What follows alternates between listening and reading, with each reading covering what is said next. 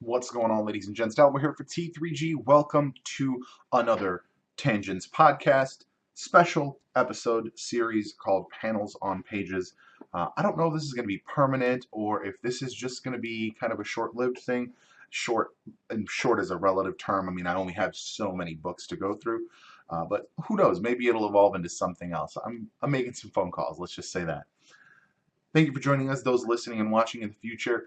This was recorded live on caffeine.tv/T3G Media. Make sure you join us on Wednesdays for the live conversation. And today we're going to be talking about two books.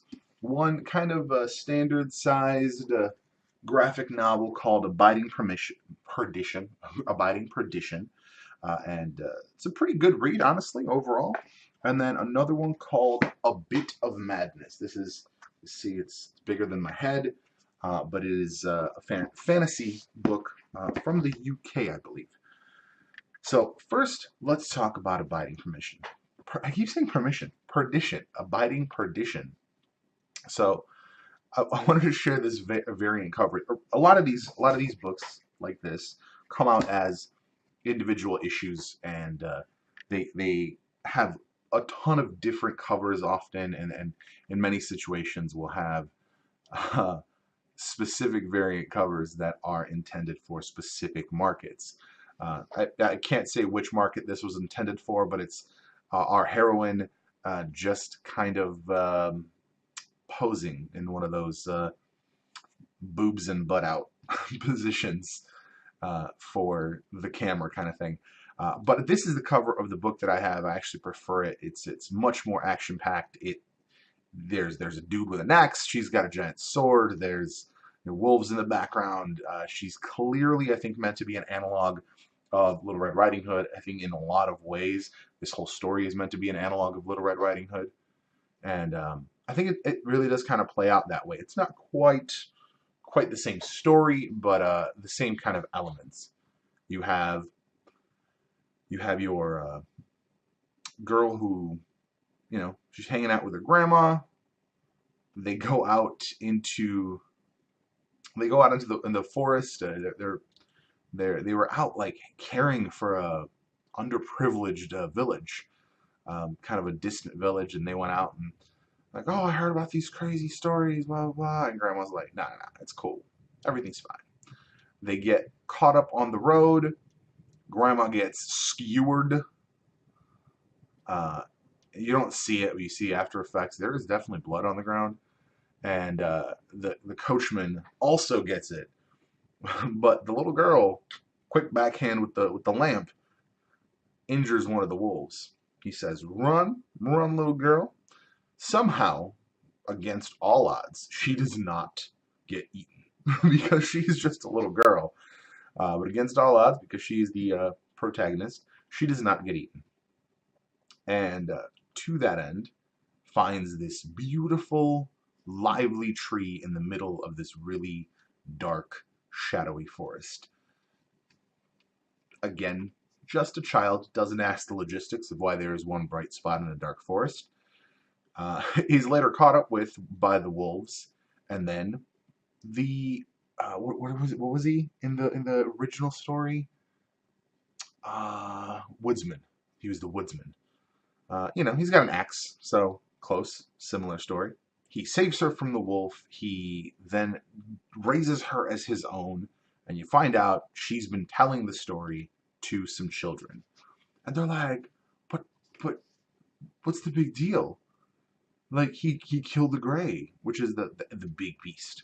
It's like, no, you're wrong. Did not kill the gray. I am going to go kill the gray. And what I think is one of the best moments in this book, he says, all right, you're going to go. I can't stop you. You're my daughter. I got to protect you. So here's the sword. Here's this giant sword that is literally as big as your body. And you're going to take that. And I'm going to come with you.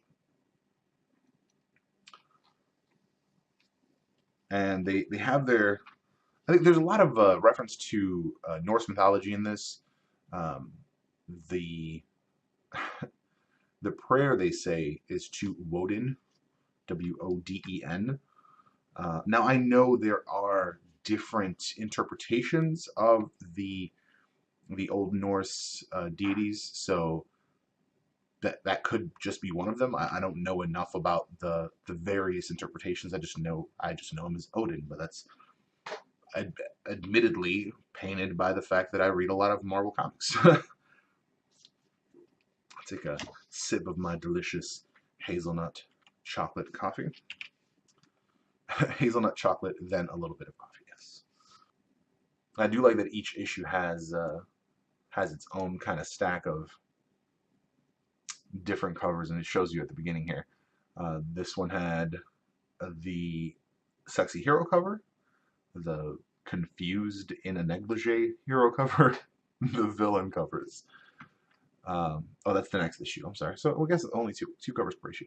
What I also think is interesting, and this is kind of like where a lot of comic book stuff, especially on the indie level, gets very interesting. As far as the publishing, the digital copy that I have here is from Marcosia, which I've never heard of. But looking at the book, it says 1821 Comics and Arcana Studio. I say Arcana. I think it may be Arcana. I like Arcana better. It sounds better. And I don't see any mention of Marcosia. So Marcosia might have been maybe like the initial name of 1821.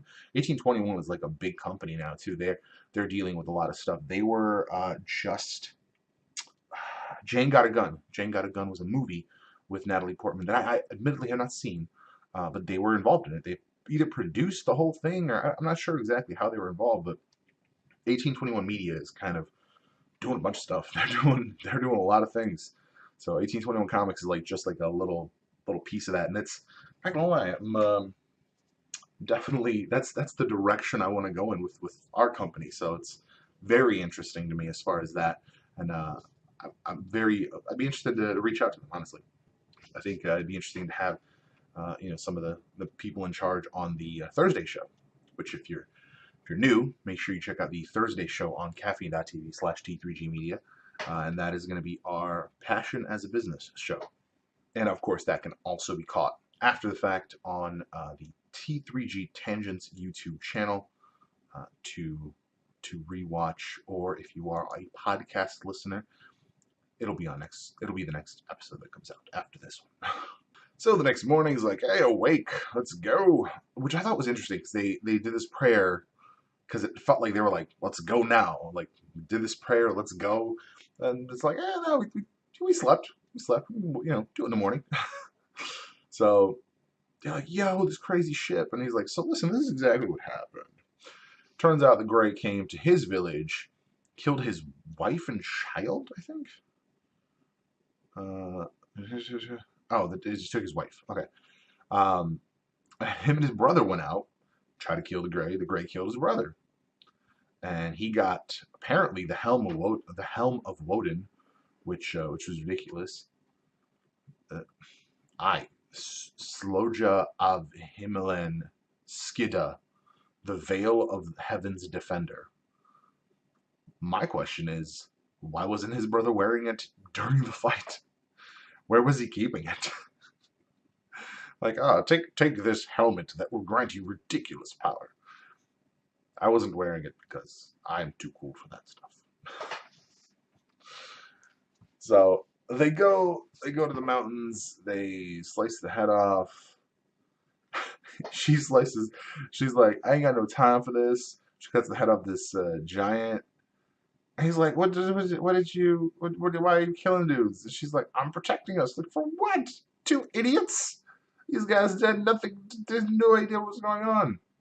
They were like bridge trolls. And we kind of passed by that, but it was just a worthy note in the story because it shows her kind of growing rage. And through the book, you find out that essentially her story is that, oh, there's the sexy villain cover. Jeez. It's like it's so unnecessary. Like, granted, she's like dressed scantily in the book. It's not like a sexy thing. It's just that's how she's dressed.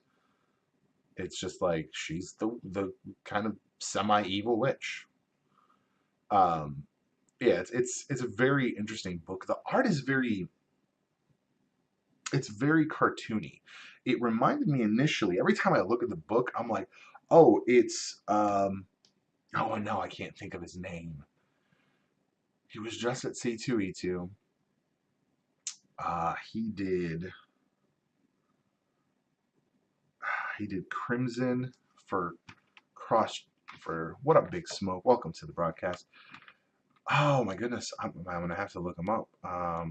He did Crimson comic book. It was Humberto Ramos. Yes, I always think his art is very similar. It's very there's a lot of edges. There's a lot of sharp lines when normally you would expect curves. So like in human form, he does a lot of straight lines and cut edges. So that actually gives it kind of its own unique flavor.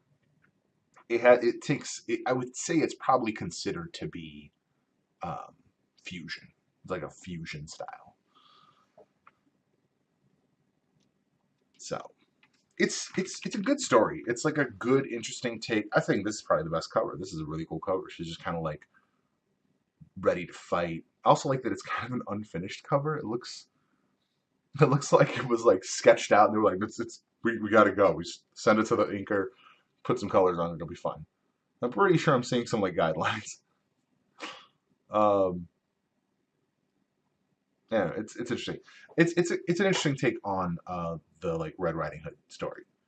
Um, it's like, what if Red Riding Hood grew up and became a badass with a giant sword? That's kind of what it is. Overall, it's a good read. It's not quite plainly obvious where it's going. It kind of brings up, and this, I don't want to say this is not atypical of the medium. I think comic books kind of does this a lot. It brings up plot device characters. Like this dude, it was just like, oh, you know what? It plays a lot like an RPG, as well as like it also kind of fitting into the comic book format. So it's like they go to the witch. The witch is like, you got to go to this thing. This thing. It's like it's like all these quests. It's a what is it called? A quest chain. It's a quest chain. The whole thing is a quest chain. So it feels like the writer may be an RPG game fan because you find all these things and then kind of end up where you started. So it's an interesting setup, but it's good. I like it. I don't know. It's an entertaining read for sure. There's some betrayal. The crazy old witch is like, yo, this is the thing. There's a big giant demon thing. There's a girl who's just kind of wrapped up in bandages. Not really sure. I've read it several times at this point. I still don't know what that girl's doing there. I think she ends up just being the thing that kills him. Yep. Yeah, she's dead. Yeah, she dies. Yeah, it's very. Oh no, she ends up being part demon or whatever. She takes the curse onto herself. That's what it is. Yeah, it's an interesting, and it's like the end is like question mark. Yeah, no, it was the end. It was definitely the end. This was not going to continue on because stories like this are usually very short lived. Now, the next book we're going to be discussing is called A Bit of Madness. It is Emmanuel Cielos. I think I pronounced that properly. A Bit of Madness. It's very much high fantasy in like every sense of the word. In absolutely every sense of the word. I love like the book. The book feels like a tome. It is literally bigger than my head. It feels like you're about to go on a journey. Like it feels like you're about to. If this was hardcover, this would just like accentuate that experience. I'm curious now. I wonder if there is a hardcover because that's something I would like to have. Let's see, Amazon.com. A Bit of Madness hardcover. For some reason, it's still typing. It's still like catching up to my actual typing. Nope. Bummer. That would be really cool because it like I said, it has this feel of a very Tolkien-esque magical journey. It's very, every single panel, every single scene is set. Sounds like CSC Computers type something. It shows up 10 minutes later. Yeah, exactly, exactly. It was Edge. Every single scene is really put together right. The painting is beautiful, absolutely beautiful. Like it's the tones are always perfect for the scene. It's so really, really, really well done. It follows the story of Iguk. I don't know if I'm saying that right. Iguk is a troll, I think. Iguk Puchwook. This is the great thing about fantasy. Like the names make no sense. Like who came up with these names? Um, Basically, the entire fairy kingdom gets a summons from the queen. Or at least that's what it felt like. When you're reading it, it's like, blah, blah, blah. The queen is calling us. We need to go. I'm like, why? Don't ask questions. The queen's asking to go. Okay, let's go. You catch these little glimpses of like the demons at the walls of the city kind of thing. Uh, and they come through and pretty much kill everybody. You know, come through and pretty much kill everybody. And then it's like, oh, it's goblins. That's what it is. And I love they're drawn so like goblin. I've never seen goblins drawn this grotesquely. It's so they're gross. They're just gross. But kind of everything is. There's nothing except for like a couple things. I think the queen is drawn purposely very beautiful. Very radiant, lots of light around her, but I think everyone else is very much these like kind of gross, mushy things. Like the dwarves, I mean, even this thing's a pixie, and it looks kind of creepy and a little scary. Yeah, it's just very, I don't know. The art is really good, really good. You could just peruse this for the art and not read it. So I think this book by itself to me has so much value. I've done just that. I have perused it just for the art, just to see kind of how things are put together. It's man, it's so heavy too. Like it's an experience. It's not just a story. That goblin one looks like it could smell your thoughts. Yeah, yeah. So that's a I think it's a yes. Okay, those are the trolls, and this is like a dwarf troll basically. Uh, they're like, no, no, no. I'm like an outcast. Nobody likes me. I'm a small troll. Like trolls are supposed to be giant things, and you know, and evil, and they're like, no, no, you're evil. Like, no, I'm like a deformed baby troll. Nobody likes me. So like you bring along the reject, you know, the fellowship forms, as it were. So they're on this journey to go to the queen. They get separated, and I think is that meant to be the queen actually? Yeah, I think that was meant to be her, kind of like guiding the way. And you can see like the way it's drawn. Everything's been very dark, and she's just this beautiful, bright thing. And then eventually, he meets the human witch, and she is gross. Just like classic gigantic witch nose. She's got no chin. It's very creepy. She kind of looks like the Blob. Kind of looks like oh, what's his face from Star Wars? Oh, I was reading his name. Jabba the Hutt. There it is. So, yeah, everything's gross, and then it's like, oh, let's go see the queen. And here's all this bad stuff that's happening. She tells him, the witch tells him, like, here's all this bad stuff that's happening. You know, we got to go. You got to get your mission. And here's where we come in. Is this it? I always forget that for some reason. I guess this came out as a individual book series as well. So again, another situation where Here it is. Like when the queen tells him, and it's this like scroll situation, these like individual scenes that kind of break down what's happening, what needs to be done. I'm just really truly enamored with this book. It's so ridiculously well done. Um, the queen gives him this kind of psychic message, really, of like, hey, this is what needs to happen, and then it's like, boom, you can go now, you go do the thing. And it's like, oh, now it's winter outside, and they insinuate at least that the queen has control over the landscape in that she can affect how it looks. So the fact that it's cold, this is her like despair and dread. So it's very, very cool. They go into one of the giants, the predecessors of the, not trolls, what are they? I always forget what these guys are. Anyway, these giants were turned by the gods into the things that Agag is.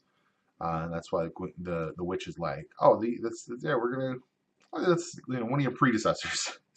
It's your great great great grandpa. So just gonna hop into him real quick. Turns out he's a gate to like the underworld. But so like this scene right here is perfect. This reminds me of I think it was J.H. Williams did a Mobius strip in an issue of Promethea, and it was the craziest thing to read, especially physically, because you had to turn the book because the text even got turned upside down. So it was really, really interesting, like hard to follow, and that's why this is very interesting, because you could see at the top of the page. Although I feel like this could have been like, I was looking at the page when I was reading it. I'm like, man, these two like individual panels that kind of stick out from it could have been worked in somehow. At least I feel, because it feels like they feel out of place, and it feels like here's this thing, and that's the whole entire page is this one main thing where they're having this conversation as they're going further down, and you see them at these various levels. Like you see them up top, right after he gets scared, they round a corner, they're still talking, and like you see where the little light is. So that's how it kind of follows you along this curvy path down the page. And I just think it's very interesting. I love when artists do something like this where they turn the whole thing into one big piece and turn it into kind of its own storytelling element. And I think it's very, very cool. As you see it, the color even shifts as you go deeper. It becomes more barren. Like I really, really love this page. Um, oh yeah, the spider shows up, and the witch is like, no, no, no, I got this. She like boils the spider and then throws it off a cliff. And I was like, that's kind of cold. Like you, and she like takes pleasure in it. She's got like a kind of a creepy smile, and it's like, I hate spiders. Like, yeah, you took pleasure in that. Like a lot of pleasure in that. That's kind of weird. A little uncomfortable, you know. They meet. They from the clutches of the spider, they save a rat, I guess. Rat or mouse? No, no, no. He's wow. What are those things called? What are those things called? I just realized it. I just realized it.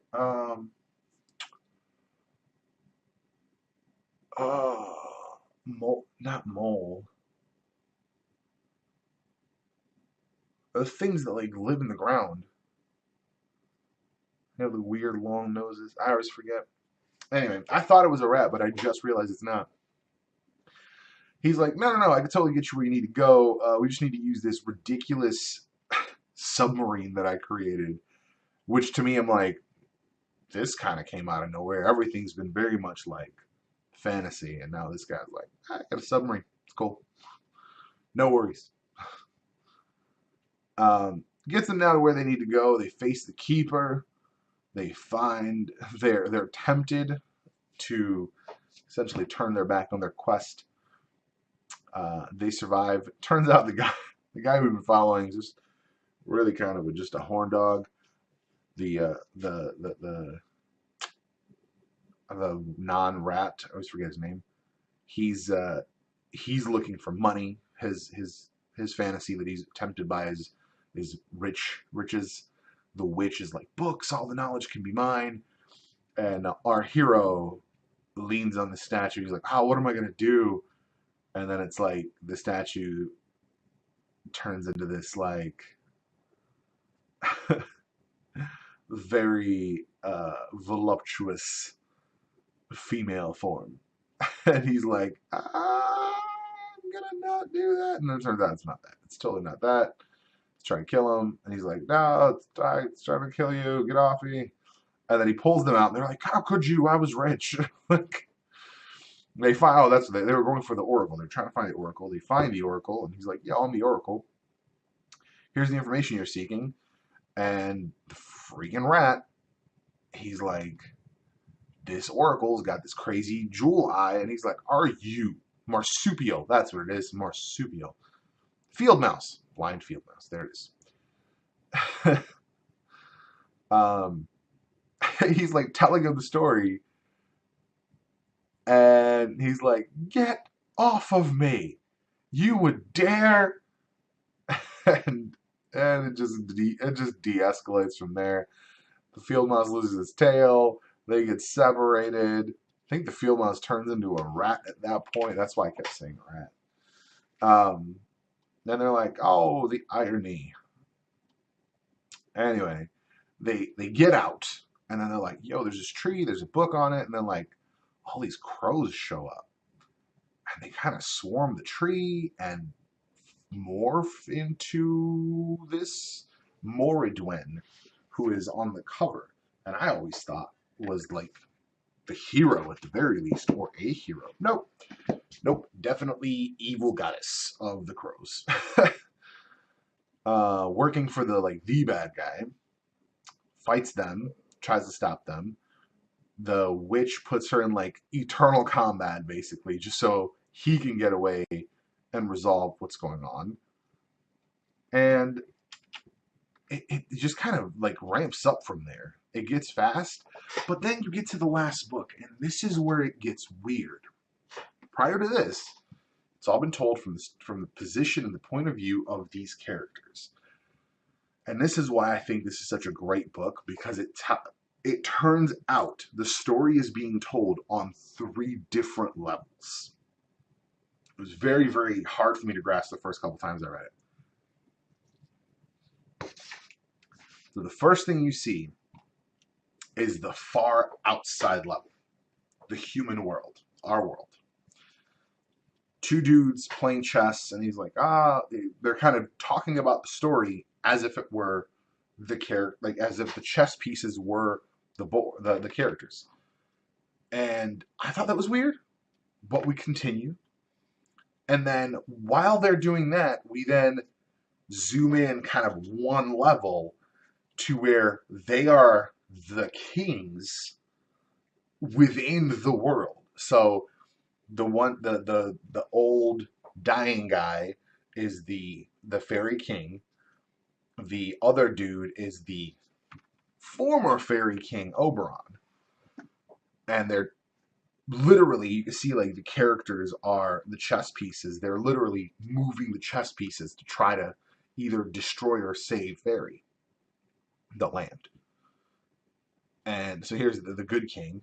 And it's just very interesting. Like at this level, when it gets all weird and meta within itself, it's super strange. So like you had these, kind of tense moments before, but now it's like, now that it's an actual chess game, and it turns out, while you're reading this last issue, you find out that the Fairy Queen, when what they call it, the unique god. They call it the unique god. When the unique god showed up, he was kind of choking out the fairy, the gods of old, the fairies, the mythological creatures.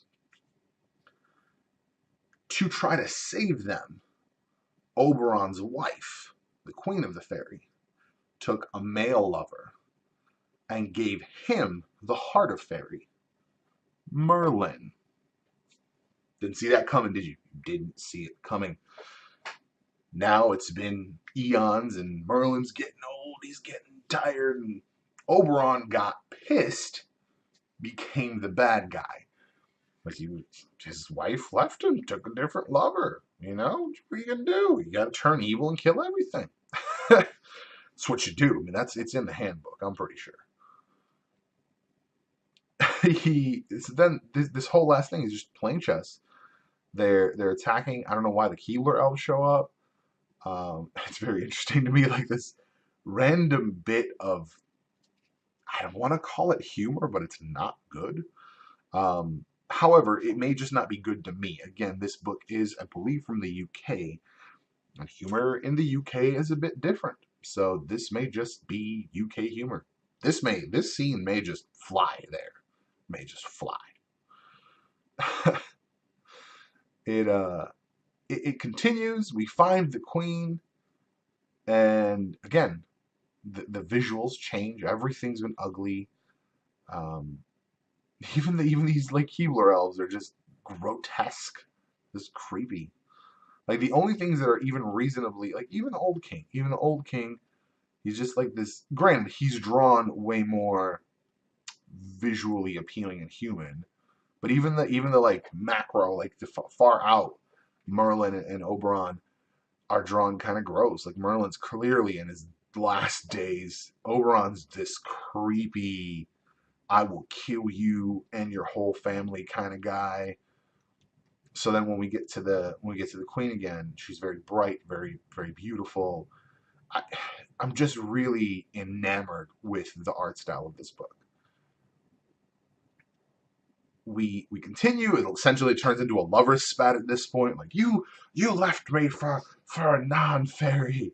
How could you? And it just he's basically saying like I had no choice, and he kills Merlin within the world, and then Merlin dies, and it's checkmate.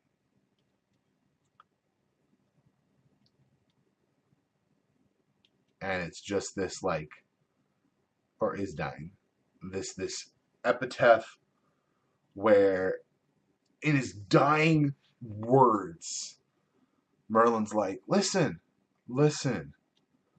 you can have my soul. I will give you my soul if you just give me the last bit of fairy, the last bit of the heart of fairy.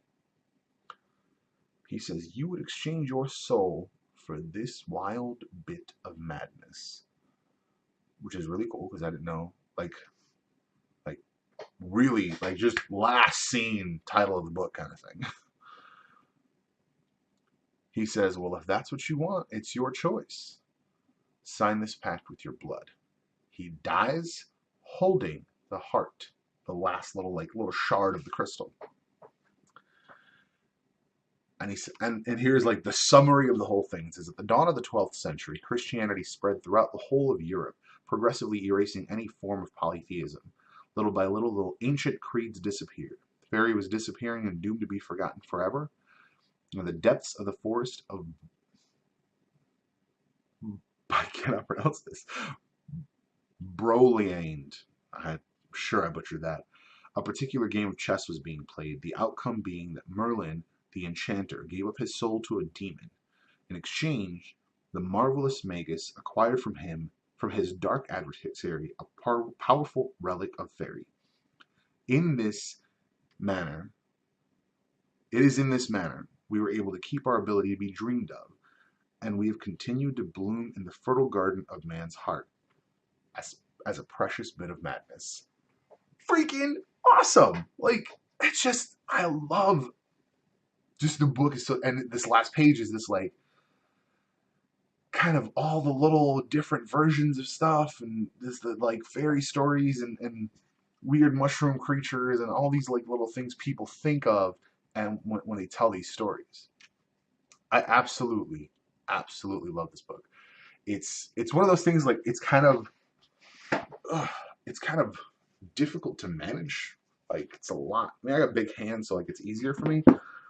But like I've always found that large books like this are harder to read when they're physically not the same as kind of the standard comic book format because they're just harder to manage physically. So you just end up not reading them as often. I've maybe now read this particular book 4 times, whereas I have some graphic novels that I've read 20 times, just because A, I've had them long, but B, it's just easier to pick up, easier to flip through. And this giant thing. I have one book that'll be coming up probably in a couple weeks that I've never read. It'll be the first, like me explaining it and talking about it on the broadcast will be the first time I have ever discussed it because I've never read it. Because it's this thing, they call it widescreen format, but it is as big as like a 24-inch monitor widthwise. Like it's huge. So it's not something where I can just like sit down and flip it open while I'm on a couch or in a chair. Like I'm gonna need desk space. I'm like, I need to flip it open and just have space just to read it, let alone like reread it multiple times. So I think that's gonna be a fun one for next week to get into. Big Smoke, do you have any questions for me? I appreciate you being here. You are the only person here. This week seems to have not been a popular week. Or it's a busy week. Just hanging out until work. Well, I appreciate you hanging out. That's going to be it for this one. Just under an hour. This is a very, very quick one, but I think last week's bonus episode makes up for that. We had quite a bit of fun last week, and I'm actually looking. I'm going to flash it on screen real quick, but I'm looking to bring in another creator. I wanna do more in talking to the actual creators to get more out of these discussions. I'm gonna flash this on screen real quick. It's called Acts of Contrition. It is from Insane Comics, which is a local comic book publisher in the Chicago suburbs. I have seen them around for years. I've got a relationship with them, so I'm sure I can get a hold of the writer or artist or both, and get a hold of a better conversation, deeper conversation about the material. That's gonna be it for this one. Thank you, those in the future, for watching or listening. Make sure you guys check out the actual broadcast, live broadcast on caffeine.tv/T3G Media every week on Wednesday. Thursday, of course, we have our Passion as a Business broadcast, which is another live show. But if you are listening in the future, if you are watching in the future, that will be following this episode as the next episode of the Tangents Podcast. Thank you very much for hanging out. Thank you for watching. Thank you for listening. We will see you in the next one.